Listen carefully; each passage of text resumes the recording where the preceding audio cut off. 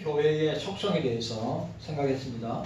참된 교회의 속성은 단일성, 하나됨, 그 다음에 거룩성, 그 다음에 교회의 보편성, 마지막으로 교회의 사도성에 대해서 생각했습니다. 오늘은 두 번째로 참된 교회의 표지입니다. 우리가 참된 교회의 속성에 대해서 생각했다면 참된 교회의 표지가 무엇인가?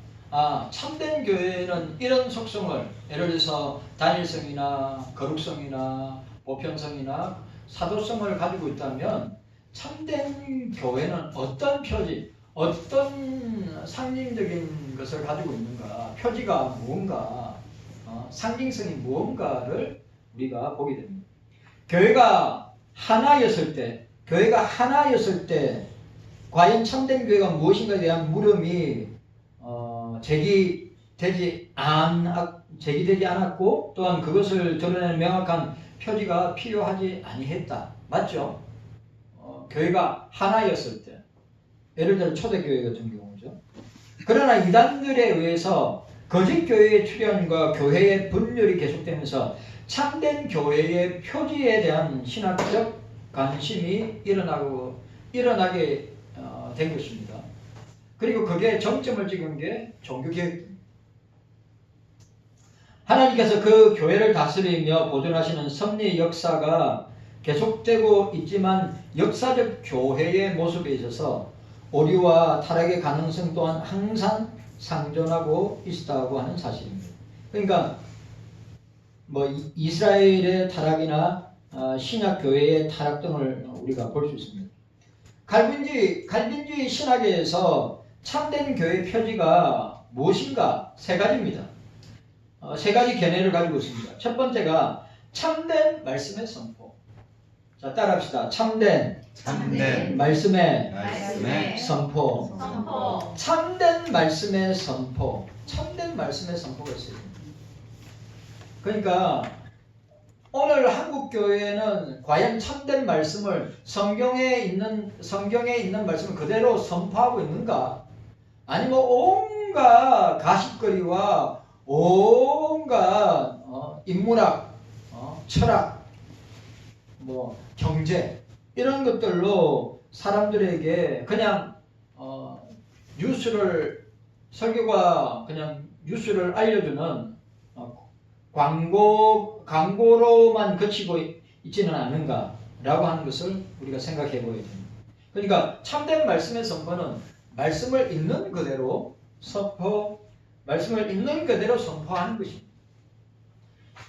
그리고 그 다음에 두 번째 표지가 뭐냐 하면 성례의 올바른 시행입니다. 자, 따라합시다. 성례의 올바른 시행. 자, 성례의 올바른 성찬과 세례와 성찬이 바로 시행되고 있는가라고 하는 것입니다. 그러니까 교회 안에서 말씀이 제대로 선포되고 있는가? 교회 안에서 성찬이나 세례가 올바르게 집행되고 시행되고 있는가? 라고 하는 것.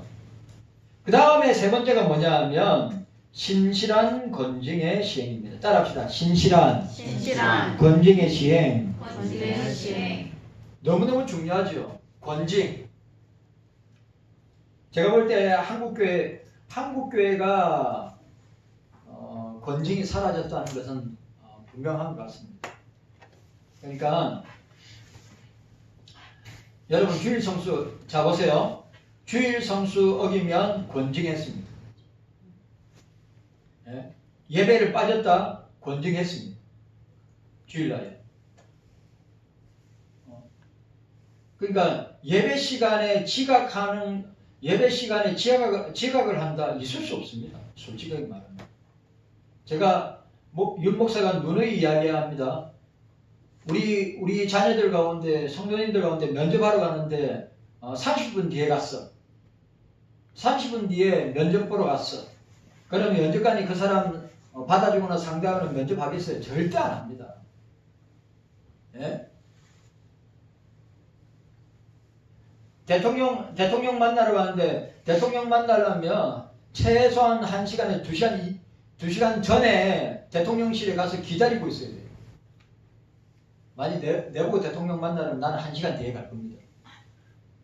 만약 지금 대통령 만난다 하면 나는 1시간 뒤에, 만약 1시간 뒤에 간다 하더라도 제가 들어가고는 만날 수 없죠. 저 말 이해 가셨습니까? 예? 근데 요즘 한국교회뿐만 아니라 우리 경서교회도 마찬가지라. 예배 시간이나 저는 이런 의미에서 진짜 하나님을 두려워하는 사람, 하나님을 두려워하고 경외하는 사람 같으면 예배 시간을 제대로 안 지킬 수가 없는데, 또 주일날 예배를 빠진다? 저는 지금까지 새벽 예배 주일 옛날에는 7시 반 예배 드렸습니다.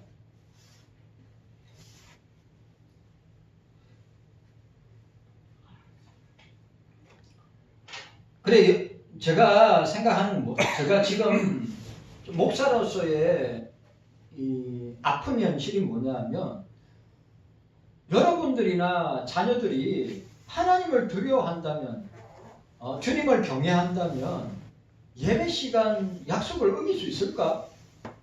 주일 예배를 주일을 빠질 수 있을까? 저는 이게 상상이 안 가고 이해가 안 가는 부분 중에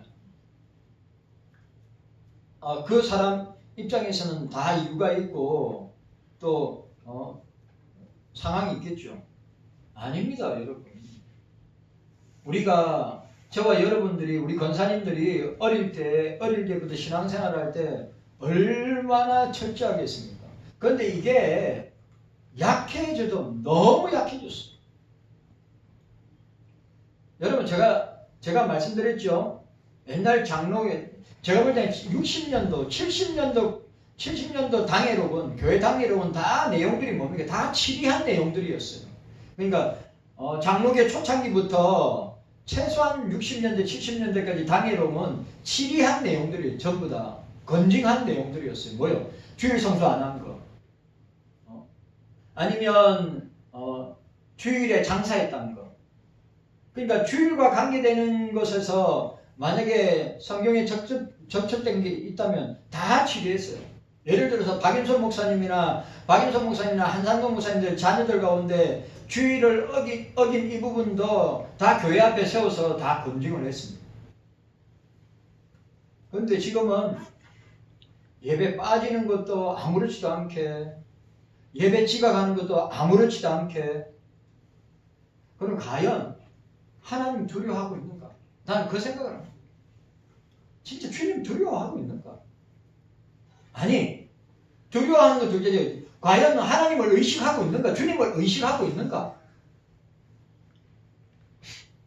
그 생각합니다. 그래요. 우리 교회, 우리 경서교회 어른들 가운데서도 많이 약해졌어요. 예?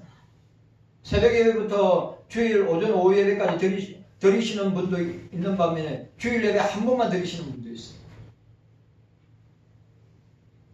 그렇게 주일을 강조하고 그렇게 예배를 강조하면서 모르겠습니다. 저는 주님을 의식하고 있는가? 아니면 하나님을 두려워하고 있는가? 그래, 우리 하나님의 두려움과 경외심의 발로가 뭐예요? 주의를 온전하게 지키는 것이고, 하나님 앞에 예배를 우리가 마음과 뜻과 정성과 힘을 다하고 목숨을 다해서 예배를 드리는 것이라고 생각합니다. 그런데 중요한 건 한국교회, 어느 교회도 검증을 제대로 신실하게 시행하는 데가 없다고 하는 것이 한국교회의 참 현실이고 현주소고, 교회가 이렇게 가는 이유의 결정적인 이유 중에 하나가 검증이 없다는 것입니다. 안타까운 부분입니다. 자, 이 세 가지 참된 말씀의 선포, 성례의 올바른 시행, 신실한 건징의 시행인데, 이 세 가지 표리 가운데 가장 중요한 것이 뭡니까? 말씀의 참된 선포입니다. 그러니까 여러분, 말씀에 참된 선포가 되지 아니하고서는 성령의 올바른 시행이나 신실한 건증의 시행이 따라올 수 없는 것이 말씀이 바로 선포되어야 됩니다. 왜냐하면 그것이 참된 복음 증거이기 때문에 또한 신앙과 삶의 표준이 되기 때문에. 자, 따라합시다. 참된 말씀의 선포. 참된 말씀의 선포가 있지 아니하면 성령의 바른 시행이나 신실한 건쟁의 시행도 어렵다고 하는 것입니다. 그리고 저와 여러분들의 신앙과 삶의 표준이 바로 말씀이 참되게 선포되고 그 참된 복음의 증거가 있기 때문에 우리의 신앙과 삶의 표준이 될 수 있다고 하는 것입니다. 그리고 이 첫 번째 표지가 없으면, 이 첫 번째, 말씀이 제대로 선포되지 않는다. 하나님의 말씀인 성경이 참되게 선포되지 않으면 교회가 존재할 수 없기 때문입니다. 예수 그리스도의 생명의 말씀과 복음이 증거되는 곳에만 그의 몸된 교회가, 그러니까 보세요. 참된 말씀이 증거되고 참된 말씀이 선포돼야 참된 교회가 세워질 수 있는 것입니다. 자, 칼빈은 오늘 이 내용에 있어서 칼빈은 이렇게 이야기했습니다. 칼빈은 하나님의 말씀이 순수하게 전파되고 순종되며 성례가 그리스도의 재정에 따라서 집행되는 곳마다 의심의 여지 없이 하나님의 한 교회는 존속하고 있다. 그러니까 갈비는 뭘 이야기했습니까? 말씀의 참된 선포와 성례가 예수님이 제정하신 대로 성례가 바로 집행되는 곳은 참된 교회다 라고 하는 것을 이야기합니다.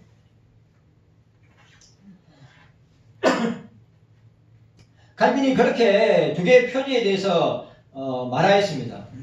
나아가 말씀에 따른 성례의 올바른 시행도 참된 표지이나 건증의 신실한 시행은 그러한 이대 표지를 보호하기 위한 교회의 순수성과 안정을 도모하는 데 있어서 필수적이다. 자, 보세요.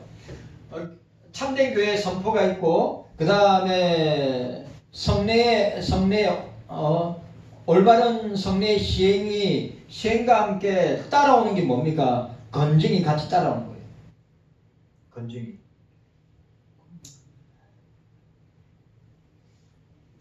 말씀의 참된 선포와 성례가 올바로 이루어지면 건증의 문제는 자동적으로 해결될 수 있다. 그러니까 말씀이 참대로 선포되지 않고 성찬과 세례가 말씀의 원리에 따라 시행되지 아니하면 건증이 제대로 될 수 없다.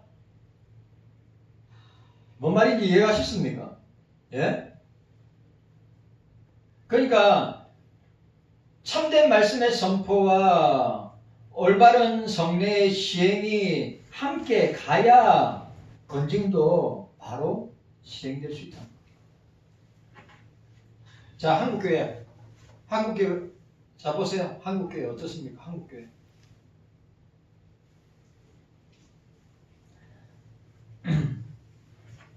그러므로 성례와 건증은 말씀의 종속된 아주 중요한 말. 자, 성례와 건증은 참된 말씀 선포의 종속이 되는 거예요. 그러니까 참된 말씀의 선포가 없는데 성례가 그리고 건증이 제대로 시행될 수 있는가? 없다 이 말이에요. 말씀이 제대로 선포되지 않는데 성례가 제대로 시행되고 건증이 제대로 시행될 수 있느냐? 없다고 하는 것이에요. 참된 말씀이 선포되지 않는다. 그 말을 하는 겁니다. 역사적으로 볼 때 종교 개혁 시대에 교회의 편의에 대한 관심이 전폭된 것은 로마 천주교회에 대한 비판적 기능 때문에 비롯된 것입니다. 자, 이 세 가지 표지, 말씀의 참된 선포, 올바른 성례의 시행, 건증의 신실한 시행. 우리가 이 사실을 기억해야 됩니다. 중세교회에서도 이 교회의 네 가지 속성에 대해서 말하긴 했지만 중요하게도 말씀과 성례에 대해서 잘못 이해하고 있습니다. 그러니까 로마 천주교는 어떻습니까? 말씀과 성례에 대해서 잘못 이해하고 있습니다. 그러니까 참된 말씀의 선포가 없는 주술적 아주 중요한 말 무슨 말입니까? 참된 말씀의 참된 말씀의 선포가 없는 주술적 성례 집행은 합당치 않다. 그러니까 여러분 보세요. 로마 천주교는 미사를 합니다. 자, 미사를 할 때 성찬을 합니다. 근데 성찬을 할 때 신부가 자 교인들한테 떡을 줍니다. 그리고 잔을 들고 자 이 떡을 들고 기도합니다. 자 신부가 떡을 들고 기도합니다. 그러니까 요즘 청교도 목회를 하는 교회는 성찬을 어떻게 하냐면 예수님께서 유월절 날에 성찬을 행할 때 어떻게 하셨어요? 어떻게 하셨습니까? 떡 한 덩어리 우리가 성경에 우리 성경은 떡이지만 원래는 빵이잖아요. 빵 한 덩어리 큰 걸 떼서 나눠 주셨어요. 떼서 맞죠? 그래 청교도 목회하는 교회는 어떻게 하냐면 목사가 보세요. 목사가 이 빵을 들고 기도하고 떠서 떼가지고 교인들한테 나눠줘. 예? 아니면 어떻게 하냐? 교인들이 한 사람씩 나오게 해가지고 목사가 빵을 떼서 나눠줘. 마음에 드는 사람은 떡을 많이 떼주고 마음에 안 드는 사람은 빵을 적게 떼주고 안 그렇습니다. 그냥 이렇게 떼어서 준단 말이에요. 예수님 초대교회 때 예수님 때 생각해가지고 그래 잔은 어떻게 하는지 압니까? 잔 하나에 들어가지고 기도하고 잔을 돌려요 또. 그래 우리는 어떻게 합니까? 떡을 잘라가지고 드리잖아요. 그리고 잔도 분배해가지고 잔도 돌리잖아요. 원래대로라면 어떻게 하느냐? 빵을 갖다가 집례하는 목사가 떼서 성도들한테 주는 거예요. 잔도 마찬가지예요. 근데 로마 천주교는 어떻게 하느냐? 떡을 들어서 기도하고 나눠줍니다. 잔을 들어서 기도하고 그 잔은 신부 혼자 다 마십니다. 교인들한테 안 줍니다. 왜 안 줍니까? 그래 우리는 성찬을 신비적 기념설로 보는데 성령의 신비적 기념설을 보는데 로마 천주교는 하체설을 봅니다. 뭐냐? 신부가 들고 기도할 때 기도가 끝나면 그 빵을 떼어주면 그걸 입에 넣고 먹을 때 예수님의 살이 된다는 거예요. 그리고 잔을 마시면 신부가 잔을 두고 기도하고 난 뒤에 그 잔을 마시면 그 기도하고 난 뒤에 그 포도주는 뭐가 되는 거예요? 예수님 피가 되는 거예요. 그게 하체설입니다. 하체설. 그래 루트파는 공제설. 루트파도 하체설하고 거의 비슷해요. 우리는 그냥 우리 칼빈주의는 신비적 기념설. 성령이 그 시간에 우리와 함께 하시고 예수님의 살과 예수님의 피, 예수님이 십자가에 살지고 피 흘려 죽이시는 기념하기 위한 것으로 보고 있단 말이죠. 근데 로마 천주교는 어떻게 해요? 제가 이야기했잖아요. 빵을 떼서 교인들한테 나눠주지만 잔은 신부가 기도를 하고 그 잔은 교인들한테 아무도 안 줍니다. 신부가 들고 기도한 그 잔은 예수님의 피가 되기 때문에 그 피를 자기 혼자 다 마셔요. 진짜입니다. 지금도 마찬가지예요. 혼자 다 자기 혼자만 사자의 은총을 입으려고. 교인들한테 포도주 안 줍니다. 평화봉성, 로마 천주교 평화봉성 보세요. 신부가 미사를 행할 때 교인들이 나와서 떡은 받아 먹어요. 근데 잔 들고 기도하고 났는데 잔은 절대 교인들한테 안 줘요. 자기가 다 마시죠. 왜? 신부가 들고 기도할 때 기도가 끝나면 그 떡은 예수님의 살로 변하고 예수님의 피, 예수님의 포도주 잔은 예수님의 피로 변하기 때문에 그거 먹고 마시면 죄 용서함 받는다고 생각합니다. 우린 그런 의미 아니죠. 예수님이 날 위해 살찌고 피 흘려 죽이신 것을 기억하고 기념하고 연합하기 위해서 성찬을 행하는 것이죠. 미신적인 주술적인 행위가 아니라 이 말이에요. 그러니까 이런 로마 천주교의 참된 말씀의 선포가 없는 주술적 성례 집행은 합당치 않기 때문에 종교개혁자들이 개혁을 한 것입니다. 이러한 편의에 대해서 너무 엄격하게 적용할 수 없는 특수한 상황이 있음도 우리가 유의해야 됩니다. 예를 들어서 이런 특수한 상황이 어떤 거냐? 선교지 교회나 핍박을 받는 모슬렘 지역이나 공산권에 있어서는 이걸 갖다가 표지를 너무 엄격하게 적용할 수 있는 상황이 안 되고 지혜롭게 하는 경우가 있습니다. 자, 오늘 이 서론 부분에서 우리가 기억해야 될 것, 참된 말씀의 선포가 없으면 성례의 올바른 시행과 권징의 신실한 시행이 따라올 수 없다. 그러니까 가장 중요한 것이 뭡니까? 성경 말씀을 정확하게 선포할 때 성례가 올바로 시행되고 권징이 진실하게 시행되는 것입니다. 그런데 한국교회가 뭐가 무너졌어요? 한국교회가 뭐가 무너졌어요? 참된 말씀의 선포가 사라졌기 때문에, 참된 말씀의 선포가 제대로 선포되지 않기 때문에 어떻게 해요? 성찬이 그래서 어떻게 합니까? 나는 깜짝 놀랄 때가 있어요. 초대인교회는 어떻게 하는지 압니까? 그냥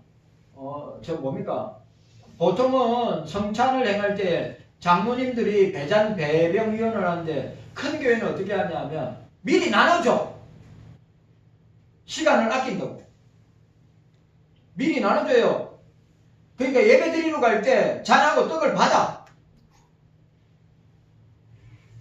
예를 들어 사랑의 교회나 예를 들어 순명원교회나 초대형 교회들은 들어갈 때 성찬을 행할 때 어떻게 하느냐? 목사가 기도를 하고 장로님들이 배병위원을 하는데 초대형 교회들은 어떻게 하느냐? 그냥 교회 들어갈 때 떡하고 잔을 그냥 줘요, 그냥. 그리고 그 중요한 거는 그곳에 참석하는 사람들은 세례교인이나 입교교인들만 받을 수 있는데 다 받아가. 세례교회는 아니고 입교교회는 아니라 다 받아서 어떻게 합니까? 성찬에 참여한단 말이에요. 그래 작년인가 재작년인가 명성교회에서 국가 조찬 기도회 할 때, 예? 그때도 마찬가지예요. 거기에 참석한 사람들 입장할 때 전부 다 떡과 포도주 다 나눠줬어. 우리가 그런 시대에 살고 있습니다. 우리가 기억해야 됩니다. 경서교회에서 참된 말씀의 선포가 시행되지 아니한다면 성례의 올바른 시행이나 권징의 신실한 시행은 있을 수 없다. 그러니까 말씀 선포가, 참된 말씀 선포가 가장 중요하다. 그래야 성찬과 성례와 권징이 함께 따라올 수 있다.